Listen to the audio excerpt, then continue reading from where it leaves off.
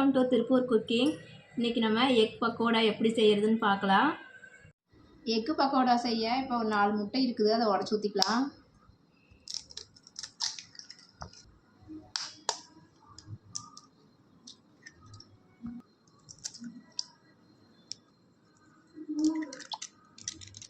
இது கூட 3 ஸ்பூன் கடலை மாவு இருக்குது, போட்டுக்கலாம்.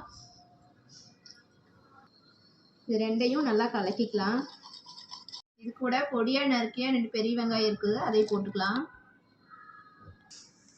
பொடியாக நறுக்கின இஞ்சி கொஞ்சம் போட்டுக்கலாம். பொடியாக நறுக்கின ஒரு 3 பச்சை மிளகாய் இருக்குது, அதையும் போட்டுக்கலாம். மல்லித்தலை சிறிதளவு போட்டுக்கலாம். கருவேப்பிலை சிறிது போட்டுக்கலாம். சோடா உப்பு சிறிதளவு போட்டுக்கலாம்.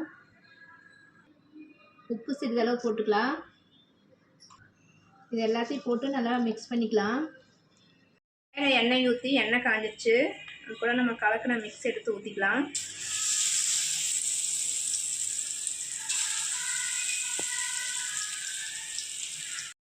இது நல்லா திருப்பி போட்டு செவக்க வந்துடுச்சு. இதை எடுத்துடலாம்.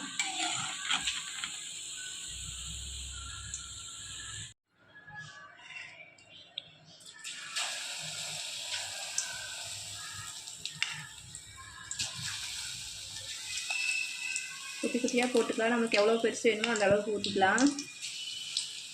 எக்கு பக்கோடா இப்போ ரெடி ஆயிடுச்சு.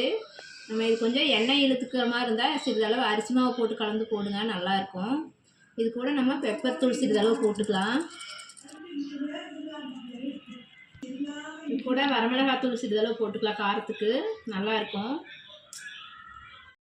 எக்கு பக்கோடா இப்போ ரெடி ஆயிடுச்சு. இந்த வீடியோ உங்களுக்கு பிடிச்சிருந்தா லைக் பண்ணுங்கள், ஷேர் பண்ணுங்கள், சப்ஸ்கிரைப் பண்ணுங்கள். தேங்க்யூ.